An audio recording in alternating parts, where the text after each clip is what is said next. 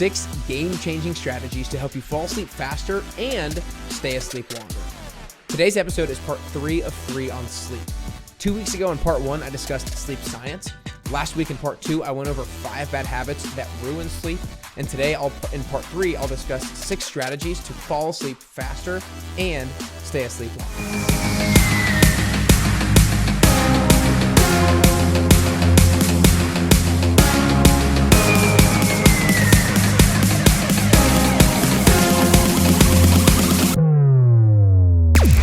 Part 3 of 3 on sleep. I've discussed the science. I've discussed bad habits to avoid. Now we're going to get strategies that you can implement into your lifestyle and into your routines so you can fall asleep faster and stay asleep longer. Because look, we all love getting a good night's sleep. We all love waking up, feeling refreshed, feeling ready to attack the day, and we're feeling motivated and ready to crush our goals. And we know that if we don't get good sleep, that it affects our energy levels, but it's so much deeper than that. In part 1, we talked all about the science from a mental health, a memory standpoint, an emotional stability standpoint, your physical and your mental performance, so many different things, both for our short term, the next day, our health, but also long term longevity and health span, and making sure we reduce our chances of getting dementia, Alzheimer's, etc. And so today I'm excited to talk about really strategies for you to implement into your routine. And I want to start off before going into strategy 1 by reiterating what sleep efficiency is. So sleep quality is often described through a ratio that's called sleep efficiency. And sleep efficiency is simply the amount of time you're asleep divided by the amount of time that you're in bed. So let's say you're actually in bed for 8 hours, like you hop in bed at 10 p.m. and then you get out of bed at 6 a.m. But let's say between that 10 p.m. and 6 a.m., you're really only asleep for 6 of those hours because maybe you're struggling to fall asleep and maybe you're up and out of bed for a number of minutes throughout the night. And if you're 6 hours of sleep over 8 hours in bed, that's only 75% sleep efficiency, which in Dr. Matthew Walker's eyes is definitely something that you want to be working on improving so that you can optimize both your sleep and your health benefits that sleep provides. So if we can quantity-wise get 7 or more hours of sleep a night, and then quality-wise get 90% or more sleep efficiency, that's what we're really looking for. And so these 6 strategies are going to help you to do that. So strategy number 1 is morning light. Now, Dr. Andrew Huberman of the Huberman Lab podcast has honestly made getting morning light a sexy thing to do. Essentially, the first 45 minutes of daylight is called first light. And it's the best kind of light that you can get to reset your circadian rhythm, which is your 24-hour clock that sits in the suprachiasmatic nucleus in your brain. And as previously discussed, this clock is regulated through the light that gets taken in through your optic nerve in your eye. So it's important not just to be out in the sun, but also to be facing that sun. And as previously discussed as well, it's a great time to be in the sun because the sun is not emitting its harmful UV rays during this time. So the main takeaway is if you can get morning sunlight facing the sun for 10 to 30 minutes in the morning, it's going to really help reset your circadian rhythm, improving your ability to fall asleep at night. Strategy number 2 is having consistent sleep and wake times. Now, consistency is key basically for everything in life, and sleep is no different. If we're constantly changing our bedtime, if we're constantly changing what time we wake up, then our body is never really going to be able to settle into a true circadian rhythm. It might also be causing our sleep pressure to be higher on some days than it is on others.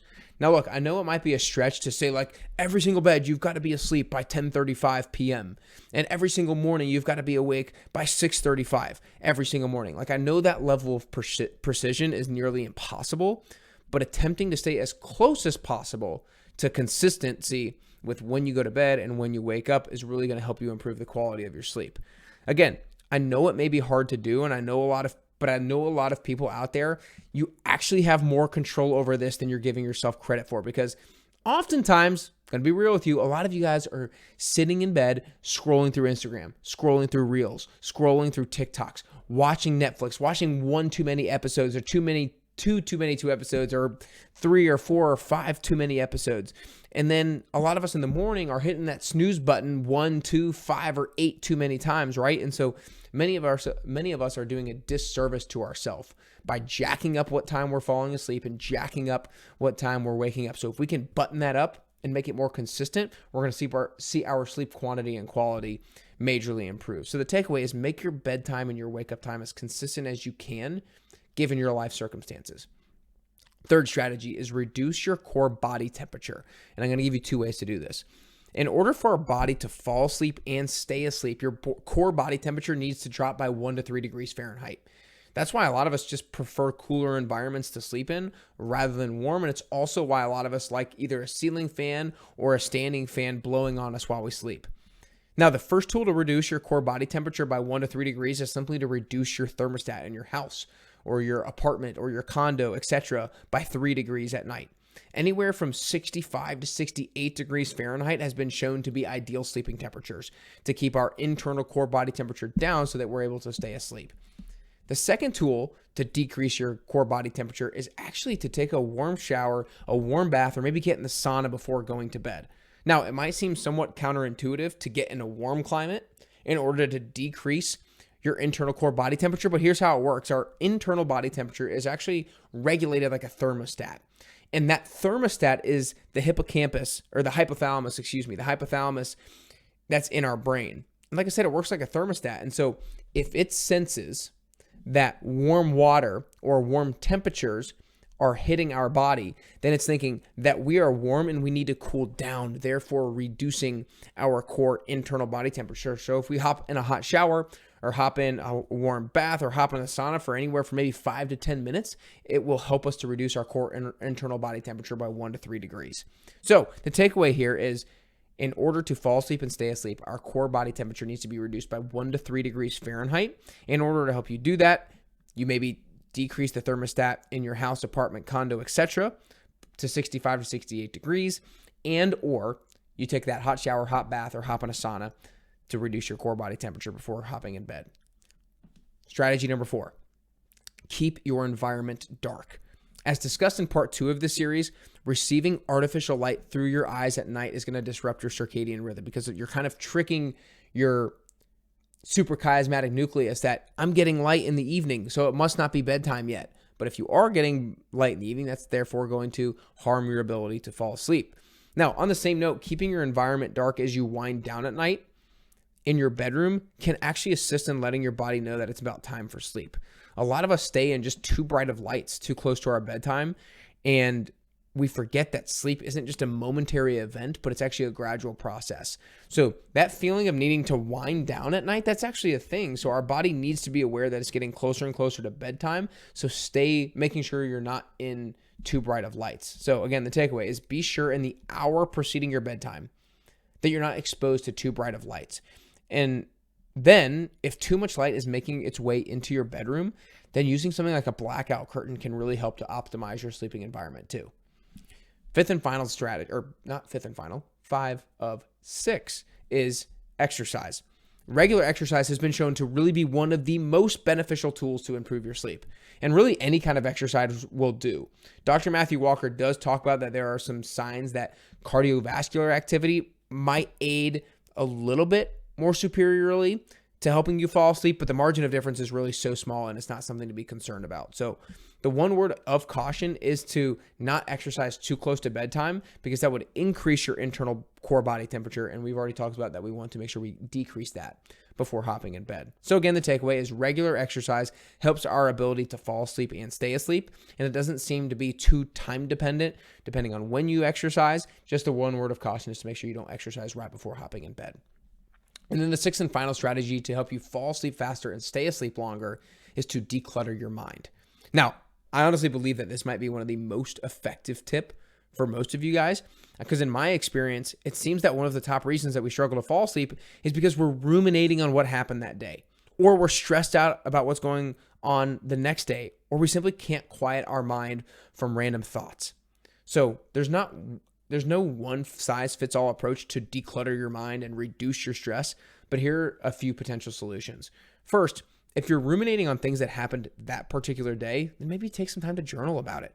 Take some time to unpack what happened that day or what you might have been worried about or stressed about or upset about, and get your emotions on paper to declutter what happened that day.